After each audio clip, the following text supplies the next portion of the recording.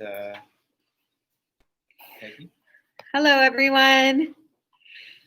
Pat Davies here, just starting off, and we'll wait for Ron and Peggy here. Can we put on mute?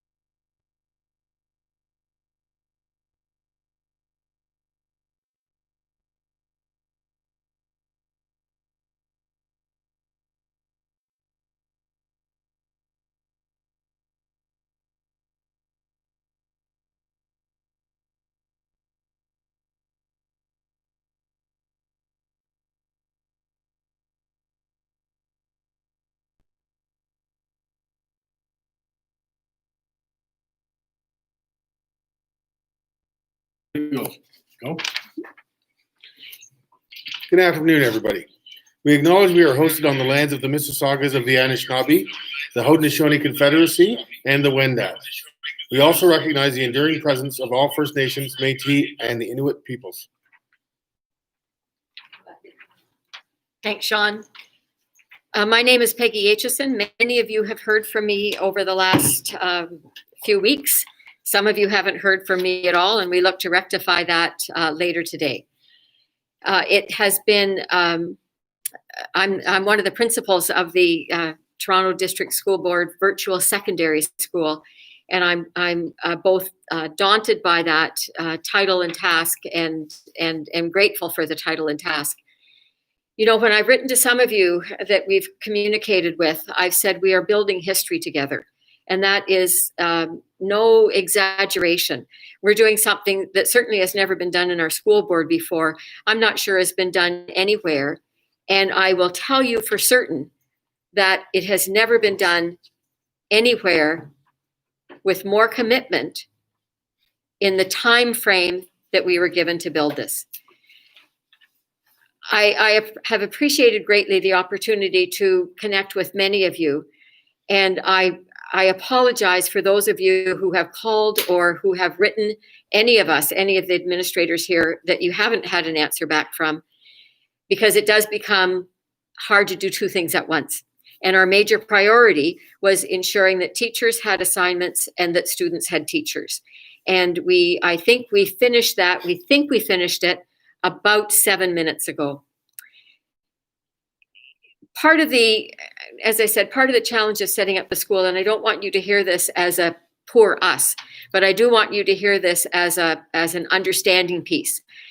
I've said to my colleagues, I wish that someone had done a video, a documentary of what we have gone through since really we started this on September the 5th, Saturday, September the 5th, when some of us came together and started working on determining how many sections we would need of each course, just as you would do in a regular high school. Except this is no regular high school. I think we were predicted originally to have something 13,000, even to say that word, that number sounds incredible. Then it was 14,000, and then it was 15,000, and I think we're now up to 18,000, having had 2,000 students added to our roster on Saturday. We've had teachers assigned to us, which is a blessing for us.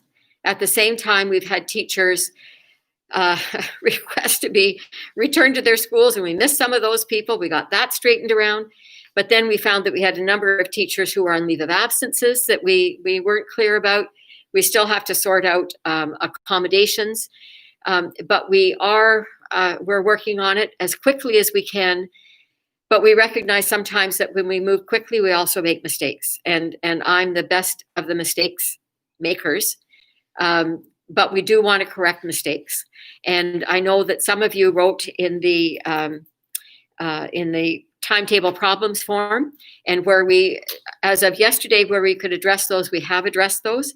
And we will have a way for you, whether it's through that same form again or whatever, we'll have a way for you to continue to let us know if we have made a mistake in terms of assigning you to courses. Having said all that, let me come back again to what I was saying about, as a group of us, as a group, we are making history. And our priority and our commitment to you is to do everything that we can to make this a successful experience for you, because we know that in relation to your success is exactly the success of your students. And we want our students also to have a positive experience and come away from this saying, well, that was really new and different. And I think I'd pick that again. And it would be great if the vast majority of you felt the same way after you've had the experience teaching with us. It's going to be a bumpy start. There's no question about that. And I will tell you that there's a little nick that comes off me every time I read an email that says you've done something that I didn't want you to do in terms of staffing. But we'll endeavor to get it right. And it may take us a little while, may take us through this week, but we endeavor to get it right. I'm going to pass this over to Rodrigo, who is going to Fuentes, who is one of my many colleagues here, and we're a great team. Anyway, go ahead. Thank you, Peggy. Thanks, Peggy, and for all the hours and the weekends. I think you've been here every single day till like midnight. Well, I should have said that Ron Felson and I are considering cohabitating because it would be a lot easier than driving back and forth. Well, I think by law you are now, common law. Anyway, thank you very much, everyone. As Peggy said, this thing is incredible. The secondary and the elementary virtual schools for the TDSB are bigger than many boards in Ontario. So we're excited to see how this goes. There will be hiccups. Flexibility is key. I just would like to remind you of 3 procedures that you should have on your desktop.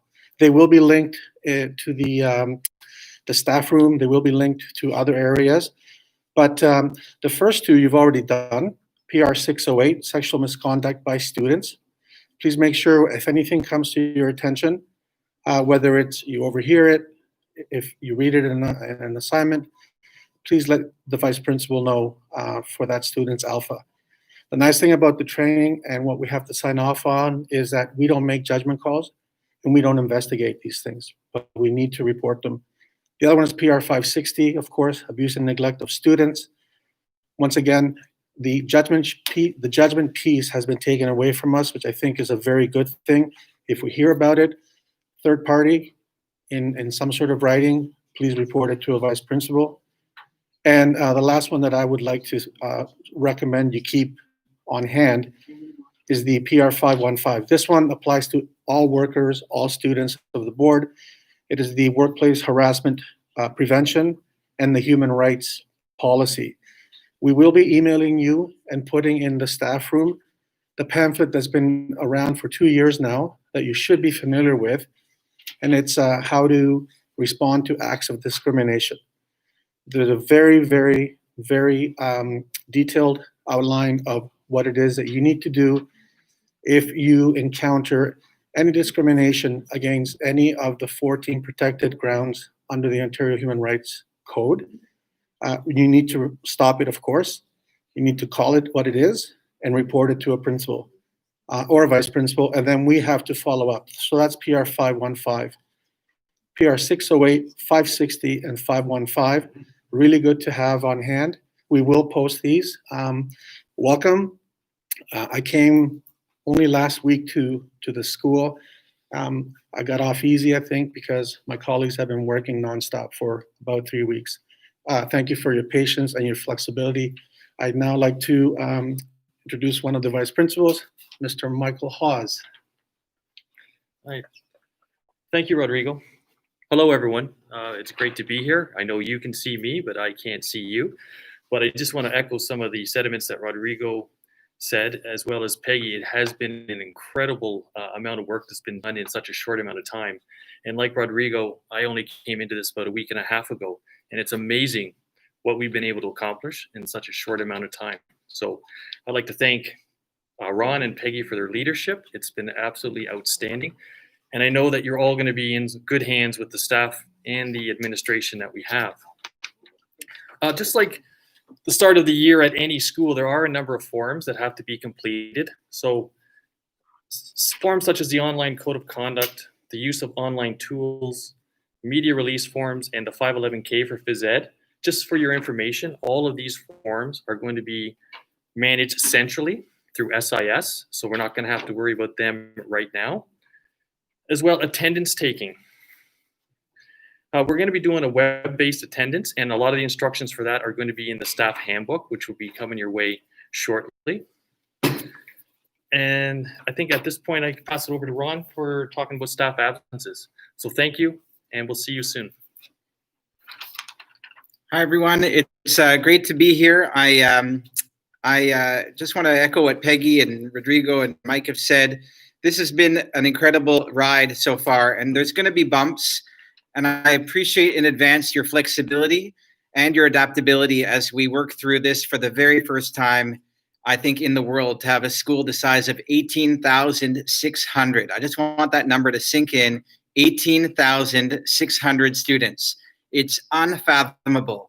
So we are doing our best to get it open for tomorrow, and we will be open tomorrow. My role is System Superintendent of Virtual Schools and Secondary Program Review. The secondary program review has kind of been shelved until we get this going, but I'm really delighted to be here and to work with an amazing team of administrators and teachers. And I think what we're going to offer is groundbreaking, and it may actually lead the way to an actual virtual school after this pandemic is over. And so we're really excited about the possibilities. Again, it's going to be a bumpy ride for the first few weeks. We will settle down. Things will settle down. And so I appreciate your patience. Peggy's been getting all your emails. She's unable to respond because she's one person. And so after today, we're going to post in the virtual staff room and in the staff handbook our structure so that you know which vice principal and which principal to contact for various things.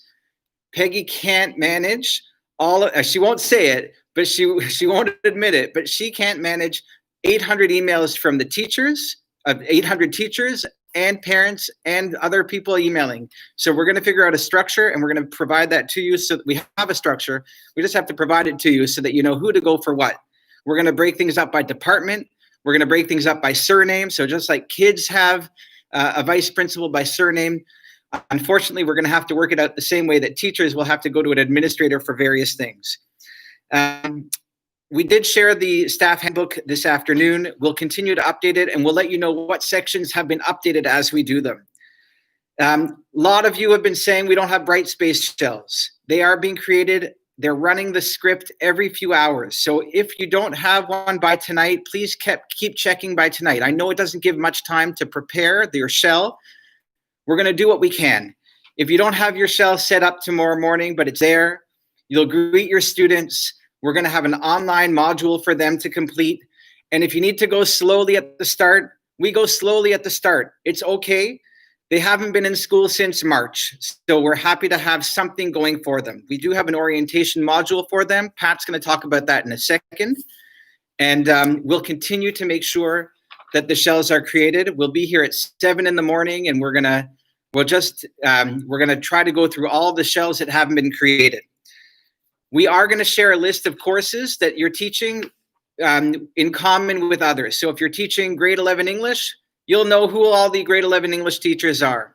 If you're teaching computer science, the same thing. We want to be able to connect you with teachers who are teaching similar courses or the same course so that you have some support from each other.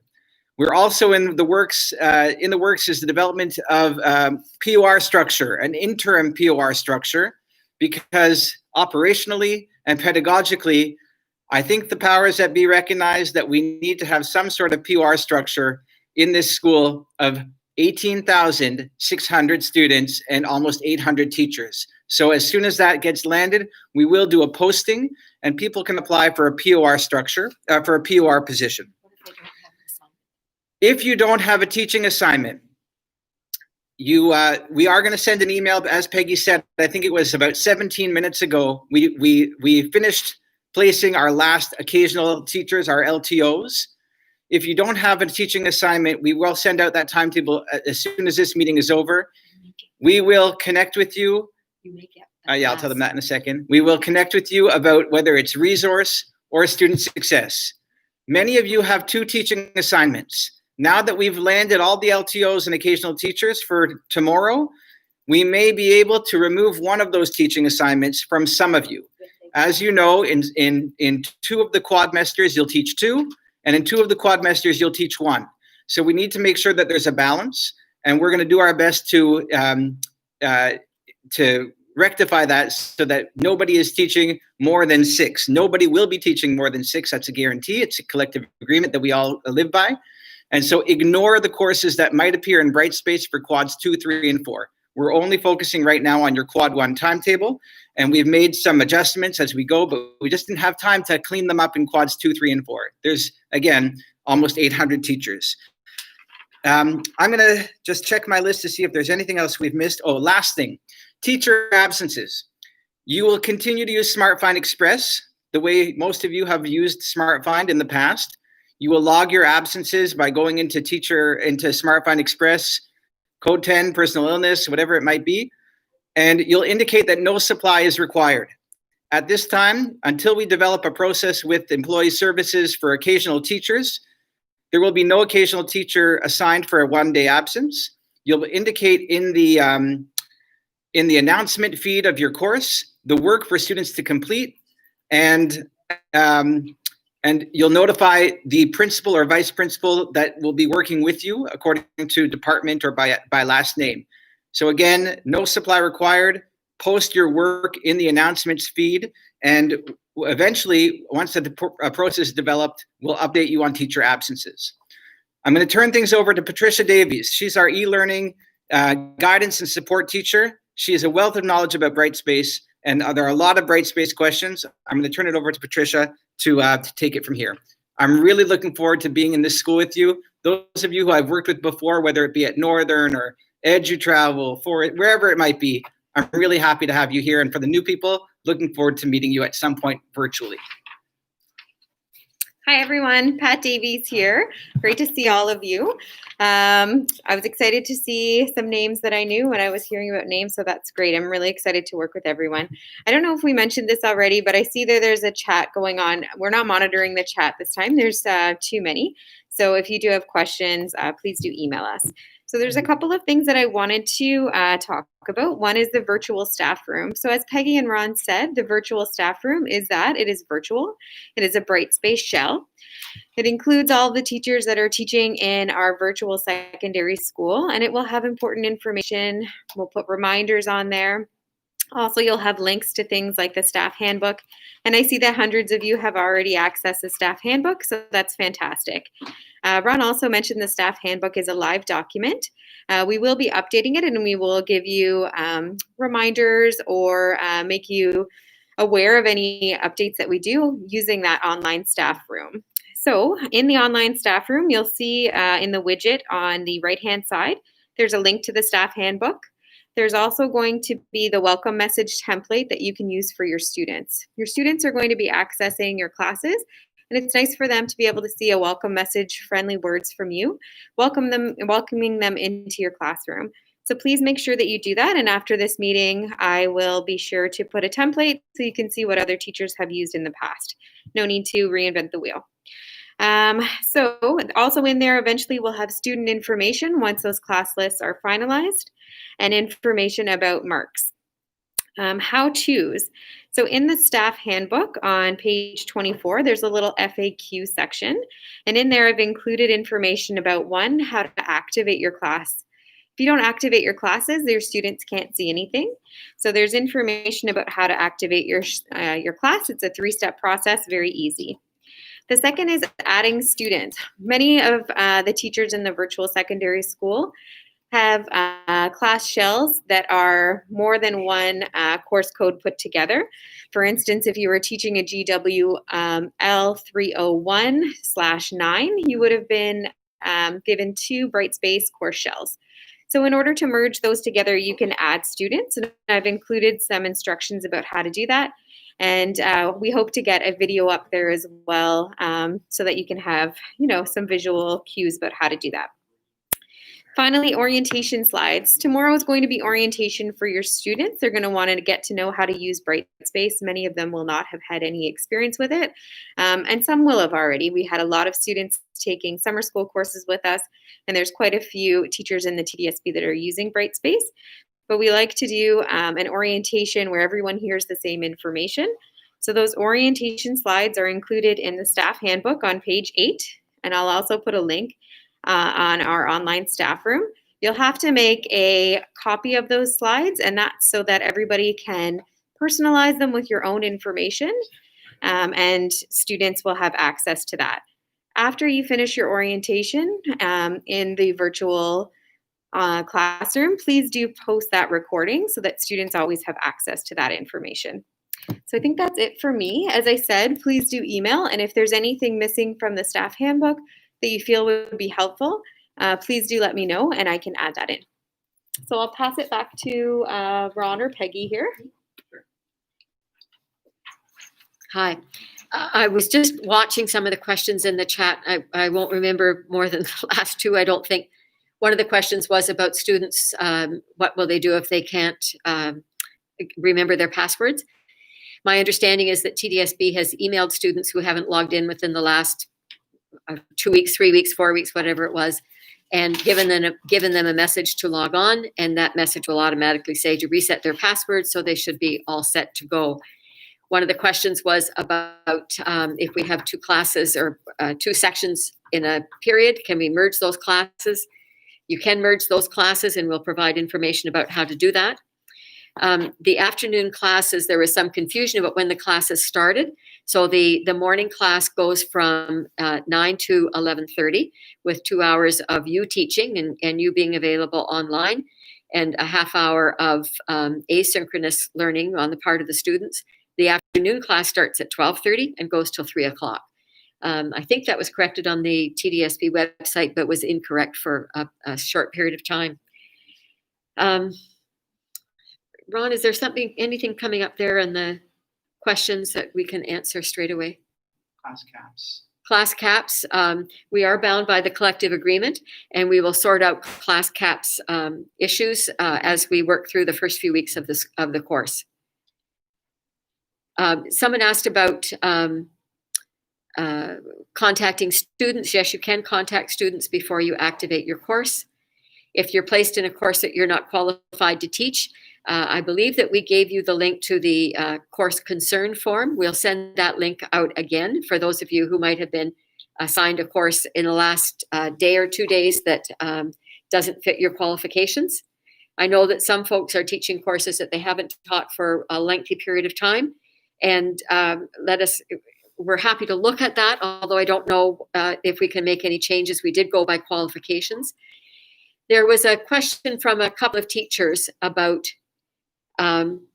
what if 2 teachers want to switch their classes because one has experience in one and the other has experience in the other. We don't have any objection to that, but we would request a discussion with us before that happens. Pat wants to speak a bit about IEPs and how we will follow that process. Thanks, Peggy. So it's great. We'll be able to access all IEPs electronically through SAP. So that's your sped.tdsb.on.ca.